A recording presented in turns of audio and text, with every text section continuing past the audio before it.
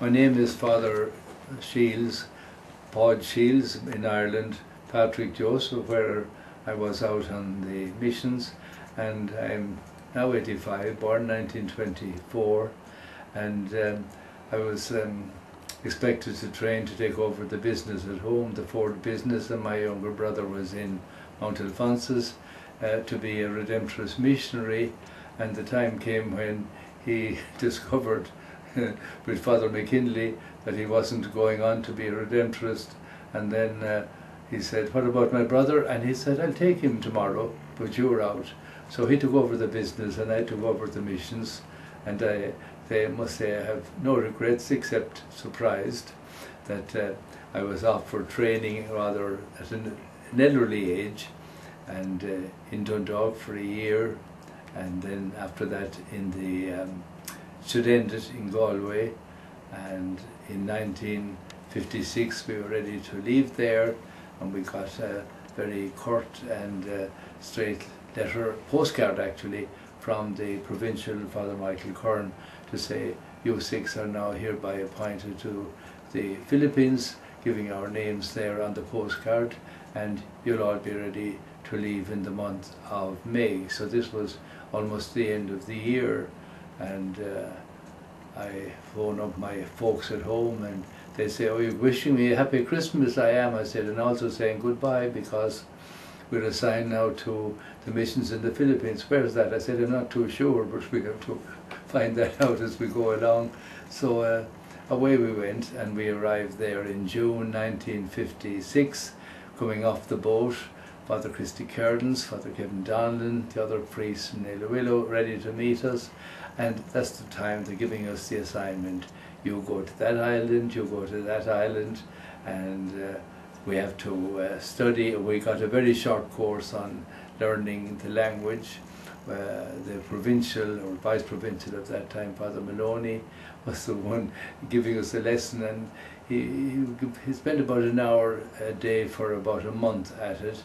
And with that we learned how to say the first part of the Our Father, first part of the Hail Mary, and how to learn the novena and how to manage the Mass. With that, little over 100 years ago, the first Redemptorists went to the Philippines, and since then we were hoping and praying that more and more Filipinos would come in, take over, so that our mission would be worthwhile and that we could afford then to pull out slowly. So there was time came when we celebrated that centenary, 100 years, and we were given the option to come back home or stay with them, and they were hoping that the more that stayed with them, the better. We got on so well together, we didn't want to leave them, and about half of our group stayed on, and they could either belong to Philippines or belong to Ireland. So there are some of them there, like Father Peter Maloney, stayed on till he died there just 2 or 3 years ago, and great men who loved the Philippines, and I think all of us who were 717, out for 7, home for 1, out for 7. But if you liked it, you could stay for 777 and keep going. So that was the life story that we had out there. It was a great commitment, and we got on terribly well with the Filipinos, and we missed them, I think, very much when we have to leave the Philippines with the fairly short time for adjusting and learning the language and learning about the people themselves. I was very happy to get into the centre house with the Father Hugo Lagan and myself, and I spent very happy 2 years there, and I got a very good experience working with the lepers in the leper colony. My first Christmas was with the lepers, and I would say it was the happiest Christmas of my whole life to be with them. But then came a request that we would set up a foundation in a nearby island, Negros Oriental, in a city called Dumaguete, and the bishop that was newly appointed for this new diocese said his big wish was to have the Redemptorists there. that could help to help with missions, retreats, and help in the cities, and then whatever else would be needed. So out two of us go, Father Murphy, myself, and little brother Joseph.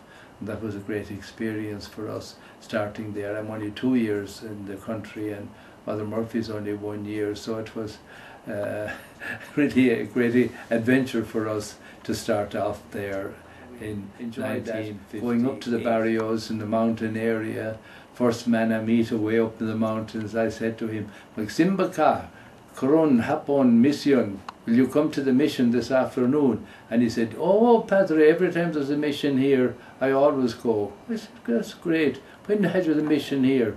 "What is the year of the earthquake?" he said. So I had to calculate, that was 27 years ago. So I said, "Very good, keep it up."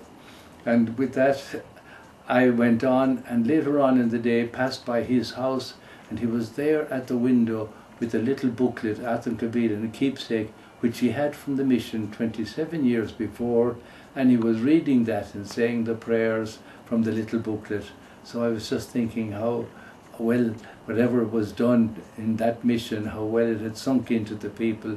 27 years, no TV, no distractions. That's all he had was his little, they call it Athan Kabir, that means big church to build there, and a monastery, and we were glad to be able to do both great works with his Father O'Connell and myself, and then later on 3, 4, 5 others joined us there. So we ended up with a lovely church, and we ended up with a fine monastery, and I was very happy to have achieved that. And just thinking back at home, when I took my turn to take a leave of absence, I'm back in Ireland, and along comes Father Jim McGrath, and he says to me, "Father, will you go out to Copenhagen for a month, because the Filipinos are arriving there and there's no one to help them to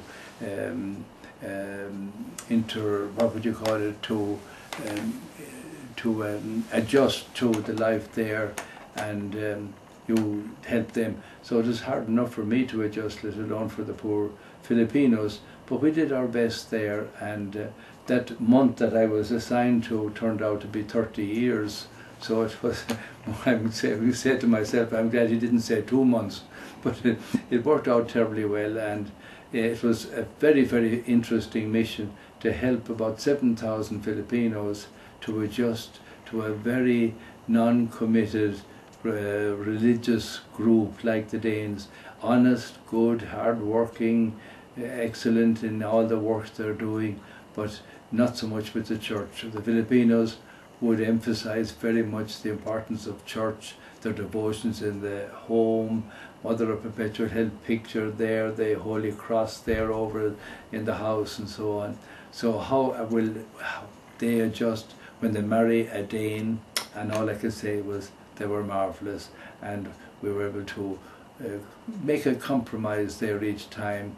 We had so many baptisms and marriages, and they have so far worked out. There will be many, many Danes who would not be noted for going to church, very seldom, except for Good Friday and Christmas. They might just go for the one ceremony, and that's it. Then the Filipinos, of course, would just love to be there, and would love very much if their spouses came with them there. And generally speaking, they could encourage them to go there. But if I could just tell a good example there of one Filipina coming to me and saying, "What will I do if my husband says, why do I go to church so often?" And she said, "I couldn't think of anything except to say, well, I'll meet Father Patrick there." That was a big deal. But then after that we got down to it, and she said that he is saying to me, "We don't pray, we don't go to church, we don't need anything because we've got everything in Denmark. But you people, you're in poverty, you've got earthquakes, you've got floods, you've got typhoons, you've got corruption, and you're still praying in your church, and what are you getting out of that?" He's professional and he's very intelligent, and she now is struggling how to answer him. And I said to her, "Don't bother about the answer. Just look when you come home. Look how you feel after being to church. You're going to be happy. you have your little rosary, you have your prayers, and he begins to notice that there's something that makes you so happy. Curiosity brings him there, and about 6 months afterwards he'll come along and say, Father, can I be Catholic too? Because I want to be as happy as she is. And that's it. God's work, I think, for us was to have those people as our missionaries in places like Denmark.